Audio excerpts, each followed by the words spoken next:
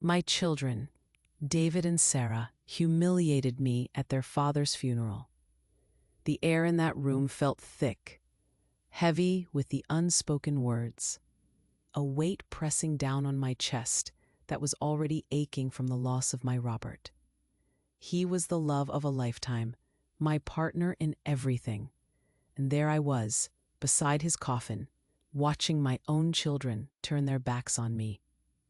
It wasn't a loud confrontation, nothing so direct. It was far more cruel than that. I watched them, David and Sarah, my own flesh and blood, whispering to relatives. Their words were soft, like a venomous breeze, but I heard them, every single one. They said I was a traitor, that I deserved nothing. They even said I didn't deserve to grieve, that I didn't deserve the surname I had carried with pride for 50 years. Can you imagine 50 years gone in a whisper? There, right beside Robert's coffin, the man I had shared every breath with, I became a stranger in my own story, judged, condemned. And by whom? By the very people who came from my womb. My heart was already shattered from losing Robert, that kind, gentle man. But the pain of my children's betrayal, David and Sarah, that was something else entirely. It was like a cold, sharp knife plunged into my back while I was already bleeding. They looked at me, my own children, with a contempt I never imagined possible. It was a look that stripped me bare, transforming my moment of greatest fragility into a spectacle of public humiliation. Every pitying glance from the guests felt like a fresh stab, a reminder that their lies were spreading faster than my grief could even form. Each hushed conversation, each averted eye, told me their poisonous story was taking root in every mind in that room. It was an isolation so profound, it felt like being buried alive, right there in the living room I had so lovingly created. I remember just lowering my head. I held back my tears, not from weakness, you understand, but from a certainty they had clearly forgotten.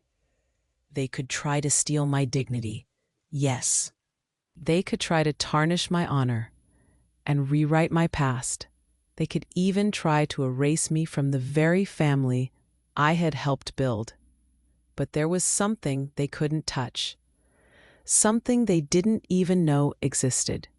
It was a secret kept between just me and Robert, a final promise he had made to me, whispered in his last days.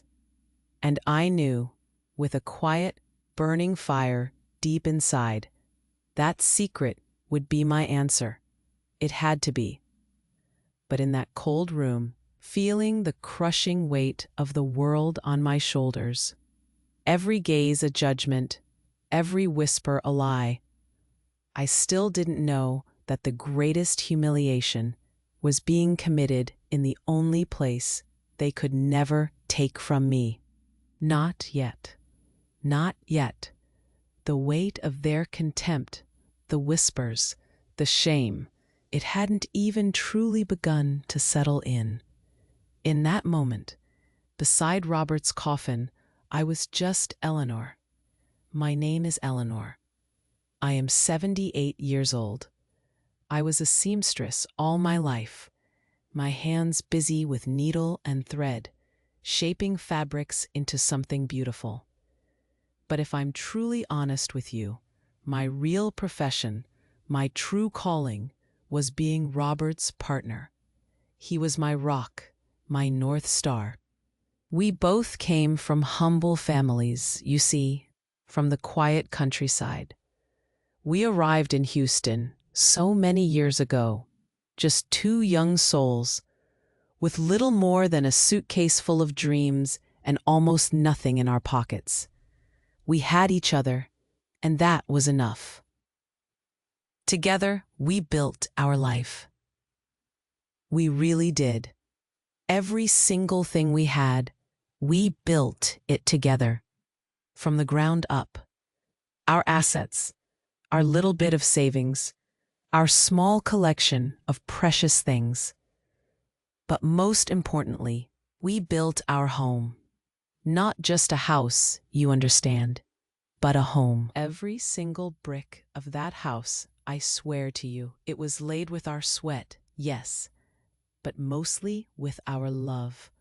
We poured every ounce of ourselves into that place. Our house was never a luxury. We weren't rich, not by a long shot, but for us, it was our kingdom. It had this small front garden, just a patch of green, really, where I planted my violets every spring. Their soft purple petals were a constant comfort, a quiet beauty I tended with so much care. And in the backyard, that was Robert's place. That's where he set up his small carpentry workshop after he retired. Oh, the smell of fresh cut wood always lingered there. He spent his afternoons in that workshop, just tinkering, creating, sometimes whistling a tune.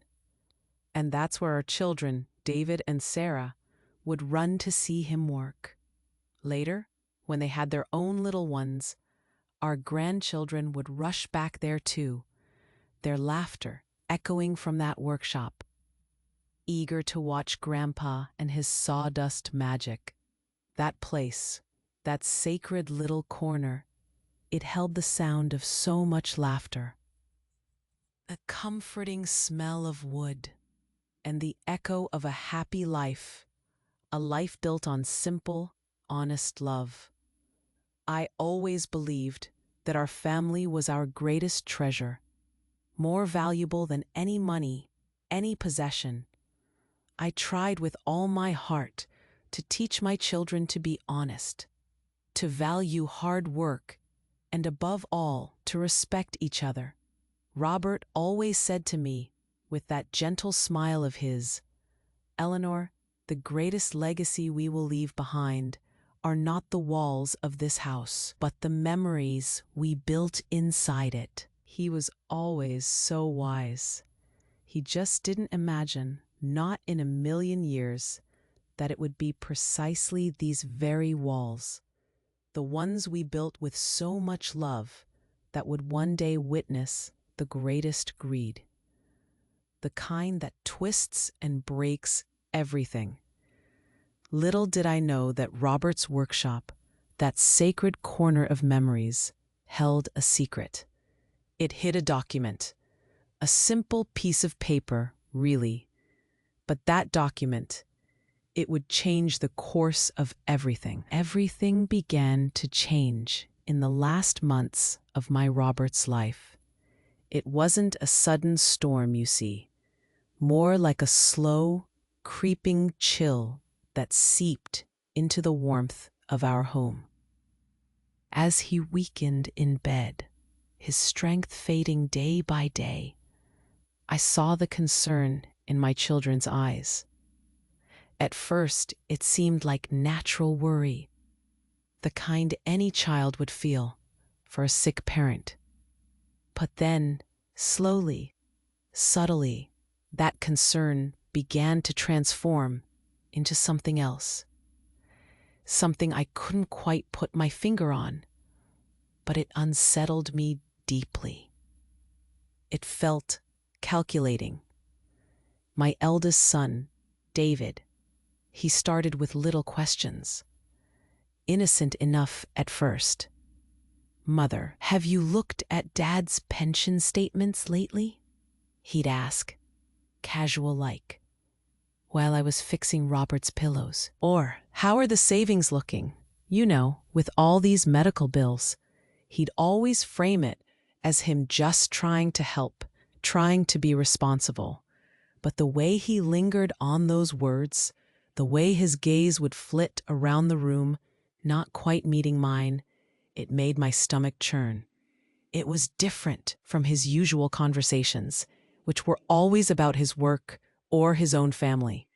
Now, it was about our money, our finances, Robert's future, or rather, the lack of one, it seemed. And then there was my daughter, Sarah. She used to bring the grandchildren, little Leo and Maya, over almost every day. Their laughter was the sunshine in our house, especially in those difficult days. But then she started stopping. One day, it was, "Oh, Leo has a cold, Mom." The next, "Maya has a dance recital." Always a different excuse. Always something that kept them away. I missed their little faces, their sticky hugs. I missed the noise they made, that joyful chaos. Their absence left a gaping hole, a silence that shouted louder than any argument. I'd try to call Sarah, but her calls became rare. When she did call, her voice was hurried, like she was rushing off the phone, already annoyed. Visits? They became short, clipped affairs, never lasting more than an hour, sometimes even less. It was a coldness, I tell you. Subtle, yes, but it cut right through me, sharper than any knife. I felt like I was being left out, pushed to the side. It was a strange, unsettling feeling, like being a ghost in your own life. But I tried to make sense of it. I told myself it was just their fear of losing their father, my Robert. Maybe they were just stressed, worried about the future. That's what I tried to believe anyway. I'd try to talk to them, to my own children. "Is everything all right, dear?" I'd ask Sarah, trying to keep my voice gentle. "What's on your mind, David?" I'd try to draw them out, to understand what was happening, what had changed. But they would just answer with short phrases, empty gazes that looked right through me. They'd dismiss me, tell me it was my imagination. "Oh, Mom, you're just too sensitive because of Dad's illness," David would say, waving a hand dismissively. Sarah would chime in, "Yes, Grandma, you're worrying too much. They said it was me, always me. The pain of Robert's illness, watching him slip away, that was already more than enough to bear. It was a constant ache in my chest, a heavy blanket of sadness. But the distance from my children, the way they treated me, it brought a loneliness I had never ever felt before. It was a cold, empty ache that settled deep in my bones. I spent so many sleepless nights during that time, sitting by Robert's bedside, holding his hand, listening to his shallow breaths. And while I cared for my husband, my mind would race, wondering where I had gone wrong. Where? Why? Why did the love I had dedicated to them, all those years, all those sacrifices, all that nurturing, why did it suddenly seem to have turned into an inconvenience? Into an obligation they begrudgingly fulfilled? It was a question that echoed in the quiet of our house, haunting me. I tried to find a reason for that change, that unsettling shift in my children's hearts.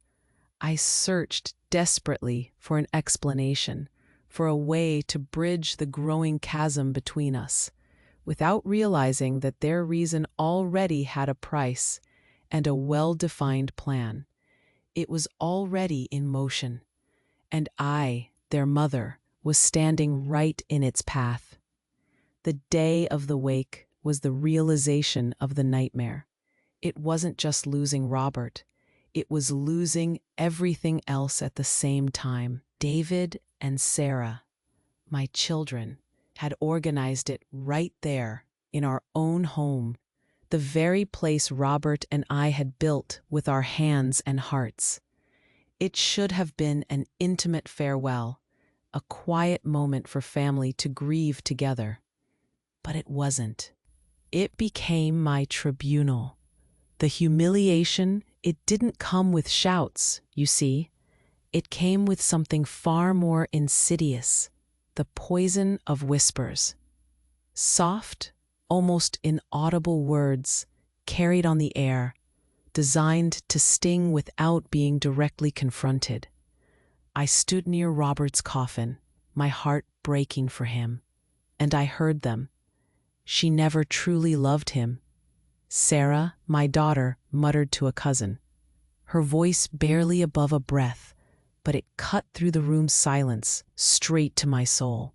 I could almost feel the cousin's gaze shift towards me, pitying, judging. And then David, my son, leaned in close to his uncle, a man Robert had considered a brother. "Father is barely cold," he whispered, "and she must already be thinking about what she'll do with the money." Money. That's what it was always about, wasn't it? While my husband lay there, cold and still, they were already calculating. I was treated like a piece of furniture, something to be ignored, or perhaps a nuisance. No one offered me a glass of water. No one came to offer a sympathetic shoulder, not even a kind word. Guests, some of them lifelong friends, walked past me with averted eyes or offered quick, uncomfortable nods before rushing away. It was as if my grief was a burden they didn't want to share, or perhaps something I wasn't entitled to. The hardest part, the part that truly tore at me, was seeing my grandchildren, Leo and Maya, my sweet little ones, whom I had helped raise, whose laughter usually filled these rooms. They were there, but they were kept away from me. I saw Sarah gently pull Leo back when he started to walk towards me. Maya, my little girl, just looked at me with wide, confused eyes from across the room, unable to come closer. It was as if I were a contagious disease, something to be avoided at all costs. My own flesh and blood, my own bloodline, forbidden to touch me, to comfort me, to even acknowledge me. I just stood there, beside the man I loved more than life itself, the man I had shared 50 years with. And I watched. I watched the family we had built, brick by brick, memory by memory, turn against me. All of it, driven by a lie they themselves invented, a monstrous untruth designed to justify their own raw, ugly greed. Their weapon, their most cruel weapon, was silence.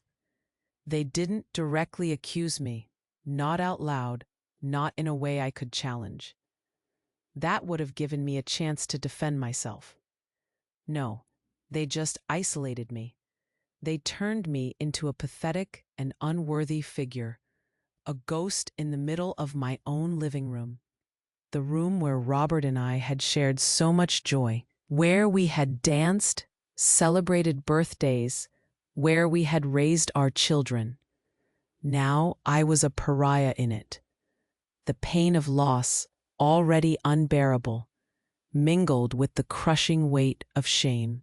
It felt like my very ground was disappearing beneath my feet.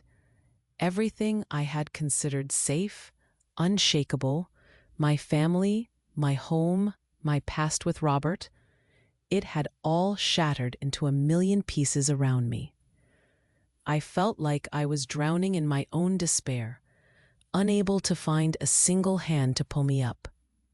They made me feel like an intruder in my own home, unaware that they were, literally, profaning sacred ground. Amidst that fog of pain and humiliation, that crushing weight of feeling like an intruder in my own home, a single memory, sharp and clear, kept me standing. It was like a lifeline thrown in a storm, pulling me from the depths. Just a week before he passed, when my Robert was so weak he could barely lift his head, he called me closer. His voice, usually so strong, was just a whisper then, fragile as spun glass. He took my hand, his grip surprisingly firm for a man so ill, and then he handed me something. A folder. An old, worn folder filled with documents. Yellowed papers, tied with a faded ribbon. "Eleanor," he'd murmured, his eyes still so full of love fixed on mine. "Keep this. It's our fortress." He paused, gathering his breath, and then continued, "When the time comes, you'll know what to do. Don't fight them. Just show the truth." At that exact moment, I didn't fully understand. My mind was so clouded with grief for his impending loss, with the daily struggle of caring for him, watching him slip away. I nodded, of course, squeezing his hand, promising I would. "Yes, Robert," I'd whispered back. "I promise." I tucked the folder away in a place only I knew, a place I thought was safe. I just thought it was some old papers, important, yes, but not a weapon, not a shield, not a key. But now standing there, in that living room turned public square for my humiliation, watching the raw contempt in David and Sarah's eyes, seeing my own grandchildren pulled away from me as if I were a threat, the full weight of that promise, of Robert's words, echoed in my mind. Don't fight them.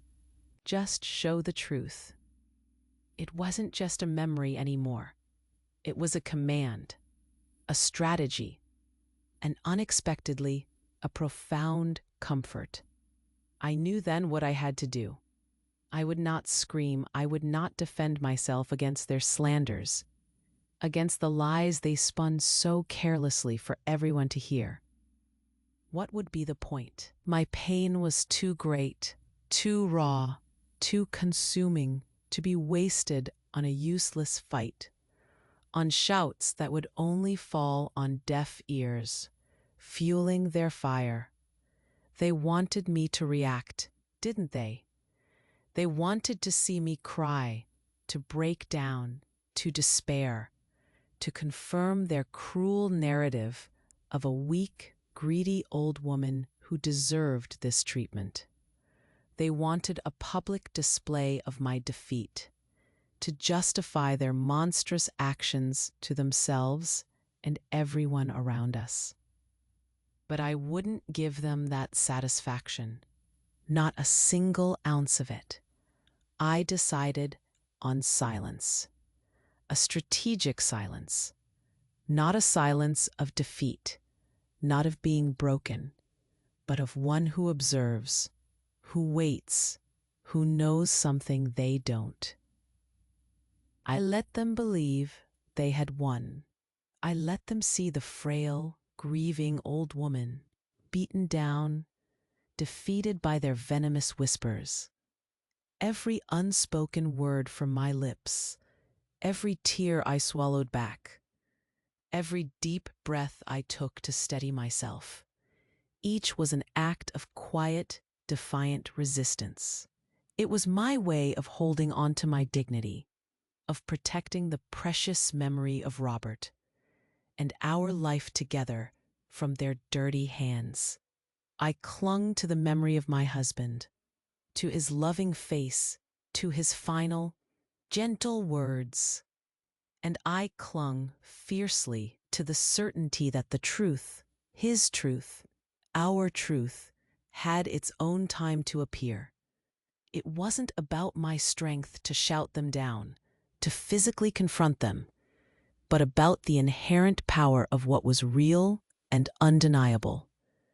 Robert had shown me the way. He had given me the tool. All I had to do was wait for the right moment. The moment when their confidence was highest, when their guard was lowest, when they were most certain of their victory. They thought my silence was weakness. They thought I was broken. that I had given up. They had no idea.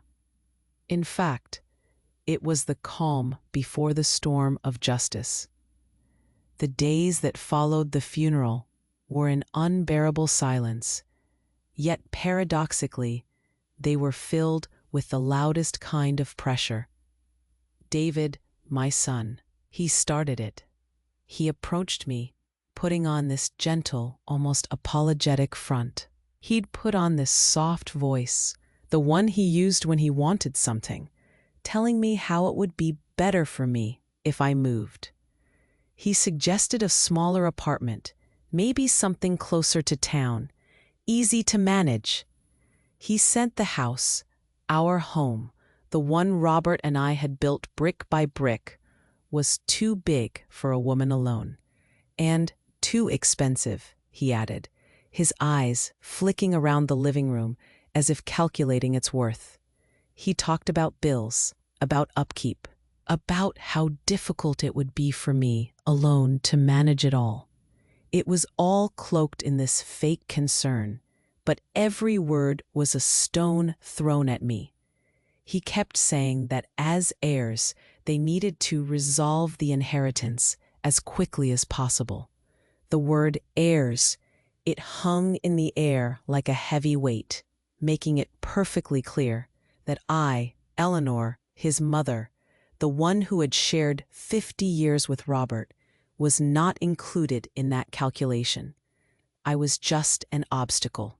And Sarah, my daughter, she just stopped answering my calls.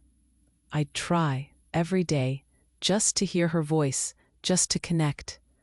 But my calls would go straight to voicemail. Sometimes, if I was lucky, she'd send a text, short and cold, saying she was busy. Too busy for her mother. I missed her. I missed her children. I missed the sound of her laughter, which once filled our house. I finally managed to get through to my eldest grandson, Leo, on his father's phone. His voice, usually so bright and full of questions, was small and choked, like he was trying not to cry. "Grandma," he whispered, barely audible. "Mummy says I can't visit you anymore." My heart just stopped. "She said you did bad things to Grandpa, Grandma. Is it true?" That question, coming from my grandson's mouth, it hit me harder than any accusation from David or Sarah. They weren't just pushing me away. They were poisoning the next generation. They were stealing my grandchildren from me, filling their pure little minds with lies. It was a wound that cut deeper than anything they had done before. I felt completely, utterly alone. The house, our beautiful home, once so full of life and warmth, became a silent mausoleum. Every room echoed with memories, but they were now ghosts haunting me. The kitchen, where Robert and I shared so many meals, was empty. His workshop, usually humming with his quiet work, stood eerily still. Every object, every photograph, reminded me of a happiness that seemed to have been violently stolen, ripped away from me. It was like I was living in a beautiful shell, hollowed out by their greed. The pain, it just kept building, reaching its peak when a cold, official envelope arrived in the mail. It was a legal notice, signed by a lawyer, someone they had clearly hired without a word to me. My hands trembled as I opened it, the paper crackling in the quiet of the house.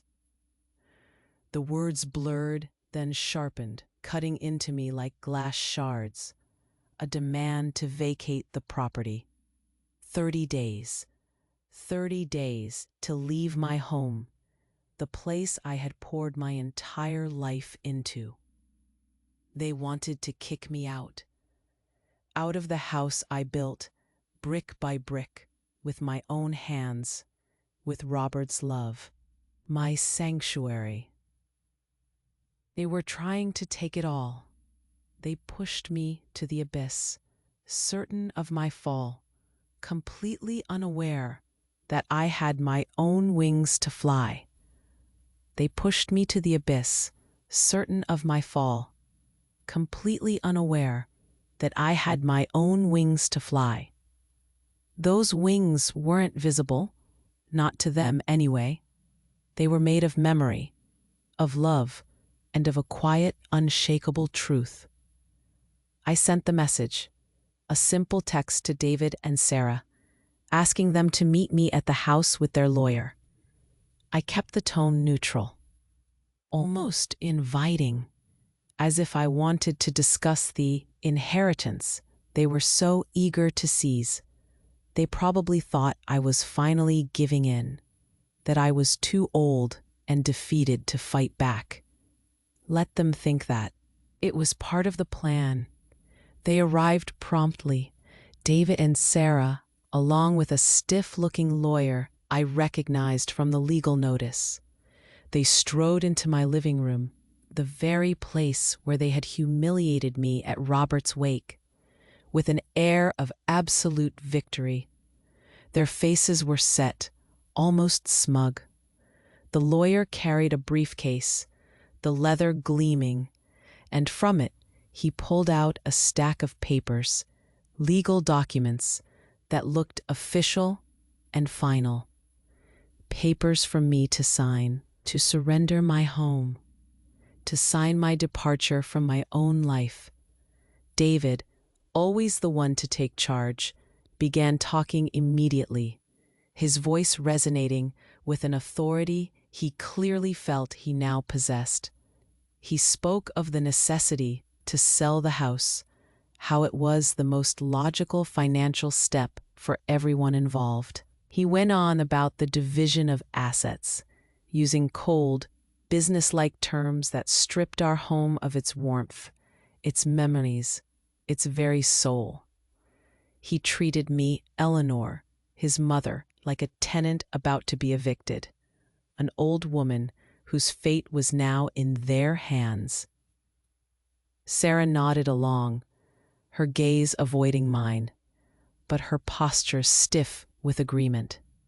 They discussed my future as if I wasn't even in the room, as if I were already gone.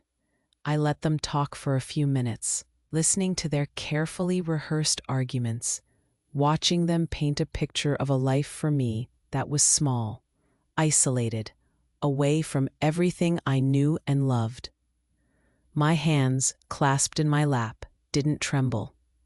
My voice, when it came, was steady, calm, betraying nothing of the churning emotions beneath. It was the calm that only the certainty of truth can give you. "If you don't mind," I interrupted, my voice cutting through David's monologue, clear and firm. "Could you wait just one moment, please?" They looked at me, surprised by my interjection, but complied. David's eyebrows raised slightly, a hint of impatience in his eyes, as if humoring a child. I rose slowly from the armchair Robert loved, the one by the fireplace, and walked deliberately towards the back of the house. Every step felt significant. Every step brought me closer to Robert's old workshop. That workshop, the smell of wood still lingered, faintly, a comforting ghost. It was just as he had left it. I went to the old wooden chest in the corner, the one he used to keep his special tools, and reached inside. My fingers closed around the familiar, worn leather of the folder he had given me. Our fortress. I brought it out, clutching it gently, and walked back into the living room, into the lion's den. I returned to the table and placed the folder there. Slowly I opened it, the old paper inside rustling softly. I pulled out a single document, yellowed with age, its edges softened by time. It was the original deed to the property, the deed to our home. I looked at David, then at Sarah, then at the lawyer. Their faces held a mixture of expectation and annoyance. "I think," I said, my voice quiet but resonating with an undeniable authority, "you are making a mistake." Their expressions shifted, a flicker of confusion crossing their faces. "This house," I continued, holding up the yellowed document for them to see, "was never in your father's name." The lawyer, a man who had looked so confident moments before, reached out and took the document from my hand. He scanned it quickly, then read it again, more slowly this time. As he read, his face drained of color. He paled, the smugness completely gone, replaced by a look of profound shock. His eyes widened, and he seemed to almost choke on his breath. He slowly lowered the paper, turning his gaze, a mix of disbelief and dawning understanding, to David and Sarah. His voice was hushed, almost a whisper, as if he himself couldn't quite believe the words he was about to utter. "The house," he said, addressing them, but his eyes kept flicking back to me. "Legally, this property was never part of Robert's inheritance." The silence that followed was absolute. It was thick, heavy, broken only by the rapid beating of my own heart. David's face contorted, first in shock, then in utter disbelief. Sarah gasped, a small, choked sound, her eyes wide as saucers, darting from the lawyer to me, then to her brother. Then, slowly, the shock gave way to a wave of shame, a deep crimson creeping up their necks, coloring their faces. Their greed, their carefully constructed plan, their cruel lies, all of it was exposed in its rawest, most undeniable form. There, in the very living room where they had tried to make me invisible, they stood utterly exposed. They had tried to expel me from my own home. My home. There were no shouts from me, no triumphant cries of revenge, just the truth, silent, demolishing, putting every lie and every liar in its rightful, humiliating place. The battle wasn't over, not truly, but the core of their power, their assumed right to my home, had just crumbled, and they knew it.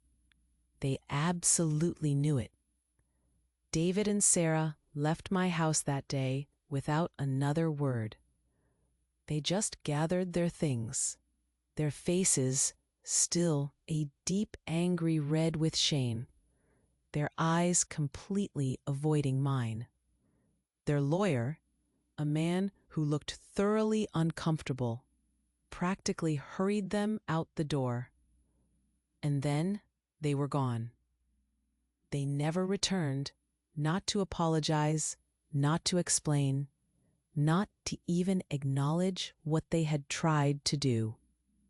Their departure, it wasn't a moment of triumph for me, not in the way you might imagine. There was no joy, no sense of victory. It was just a quiet, sad relief. A heavy weight had finally lifted from my shoulders.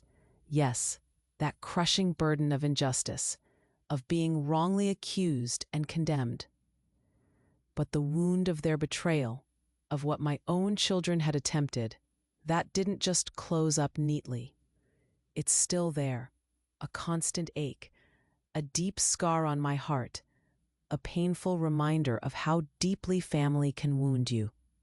The house, our home, the place Robert and I had built with every ounce of our love and sweat, which for a long time had felt like a cold, lonely prison, slowly, gradually began to transform. It became my refuge again. It started with the small things, the simple acts of living that I had neglected for so long. I went back to my front garden, to my beloved violets. They had suffered during those dark, difficult months. Their once vibrant purple petals dulled, their delicate leaves drooping, almost lifeless.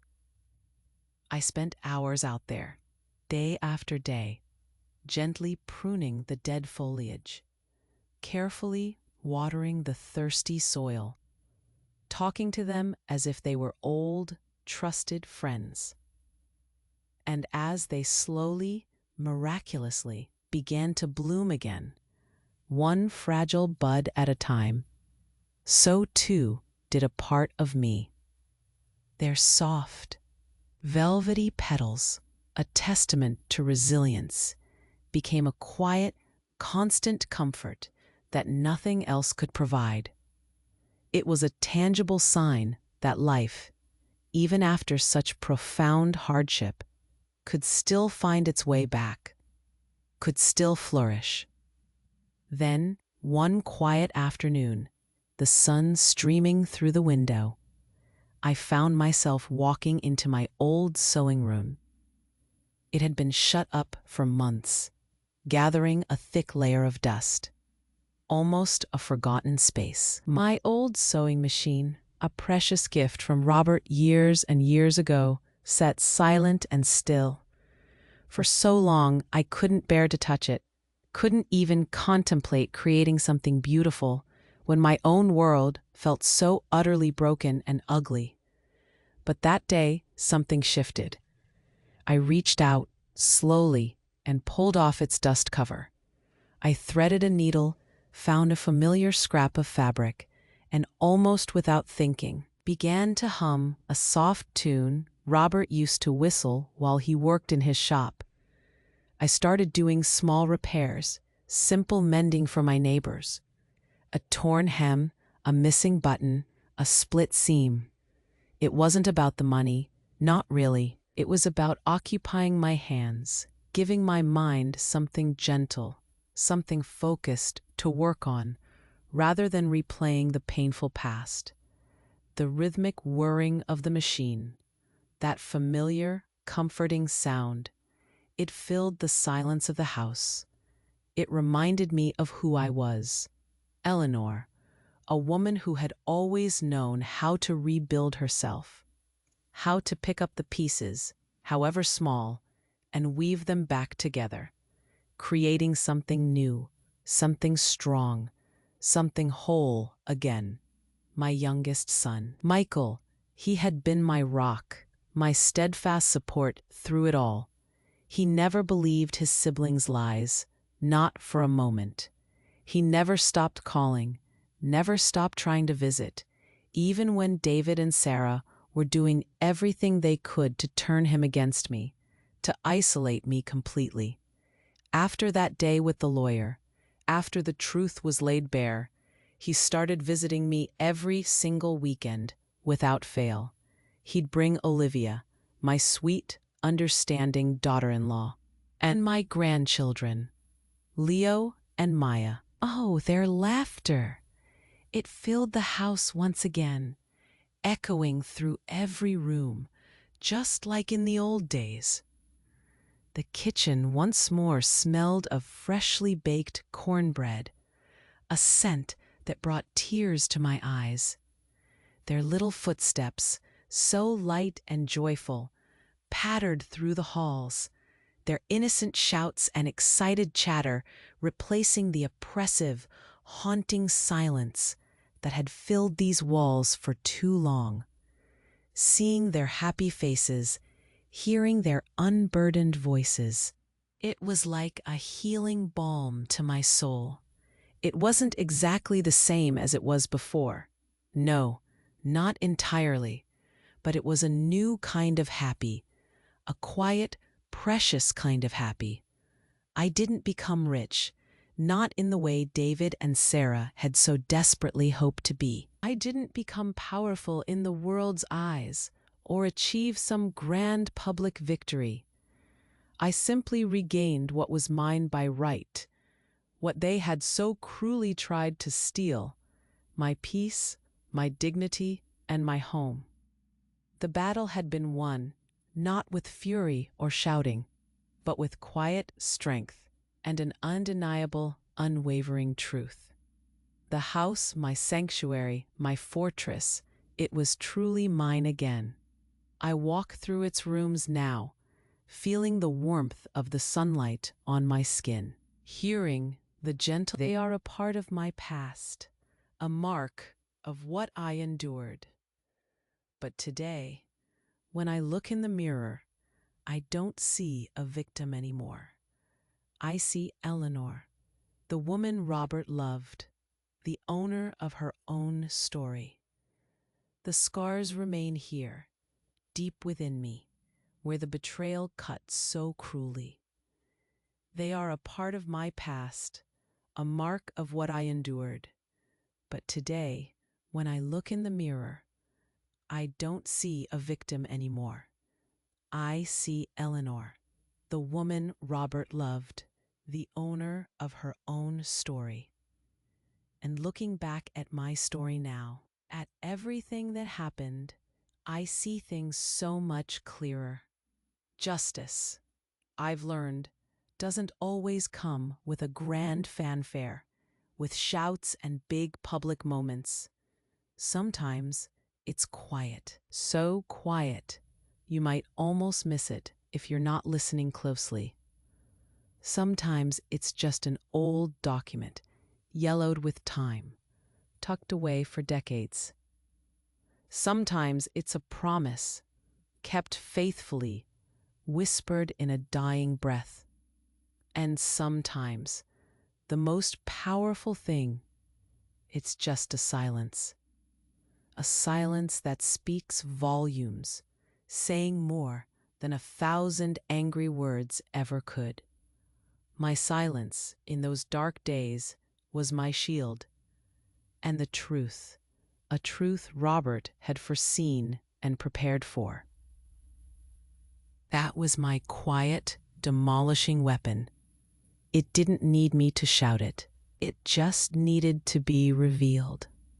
The pain of family betrayal, I can tell you from the deepest part of my heart, is one of the most profound pains there is.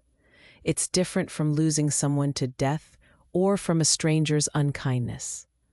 This pain, it comes from where your safe haven should be, from the people who are supposed to love you unconditionally, the ones you raised, the ones you sacrificed for. It's like the very foundation of your world crumbles, not from an earthquake, but from within your own walls. It hollows you out, makes you question everything you thought was real, everything you believed in. To be treated as an inconvenience, as someone whose feelings don't matter, as someone disposable, especially when you're older, when you feel most vulnerable, when you depend on those around you for comfort and care. It's a bitter pill to swallow. It makes you feel invisible, like your life, your contributions, your very presence are just burdens. They saw me as just an old woman, frail and easily dismissed, a relic to be moved aside so they could get what they wanted. My years of hard work, my love, my very existence, it was all just an obstacle to their desires. It makes you realize how quickly people can forget the humanity in someone, how quickly they can dehumanize you, especially when money clouds their vision, especially when that someone is old. It's a bitter truth, seeing how easily a lifetime of devotion can be overlooked, how quickly your voice can be silenced, just because you've lived many years and perhaps don't have the same physical strength you once did. But in those moments of deepest abandonment, when I felt like I had nothing left, I found something. I found a strength I didn't know I had, a quiet, stubborn resilience that came from somewhere deep inside. It's proof that our dignity, our worth as human beings, it's not for sale. It cannot be stolen by greedy hands or poisoned whispers. It's built within us, brick by brick, moment by moment, just as Robert and I built our house. Every memory, every act of kindness, every quiet struggle, every love shared, it all contributes to that inner fortress. And that fortress, dear friends, that no one, no amount of greed, no lie, no betrayal can ever tear down. It stands firm, long after the storms have passed, a testament to who you truly are. My hope for all of us, no matter our age, is that we remember this, that we remember to value each other, to see the person behind the years, the wisdom behind the wrinkles, to treat every human being with the respect and dignity they deserve, not just when they are strong and useful, but always. Because every life has a story, a value, a truth that deserves to be seen and honored from the first breath to the last. My journey reminded me that the most precious things aren't things at all, but the integrity of our spirit and the strength of our truth. Now I ask you, have you ever felt invisible? As if your story and your feelings didn't matter to the people you love most? It's a heavy question, I know. But sometimes facing those heavy questions and finding the quiet answers within ourselves is how we find our own inner strength, our own truth, our own fortress. And that, in the end, is what truly matters. Yes, it's a heavy question, I know, but sometimes facing those heavy questions and finding the quiet answers within ourselves is how we find our own inner strength, our own truth, our own fortress. And that, in the end, is what truly matters. What truly matters, I've learned, isn't about winning a grand battle that everyone sees. It's about finding the quiet peace within yourself, even when the world around you is loud and chaotic. It's about reclaiming your own story, piece by piece, and making sure that you, and only you, hold the pen.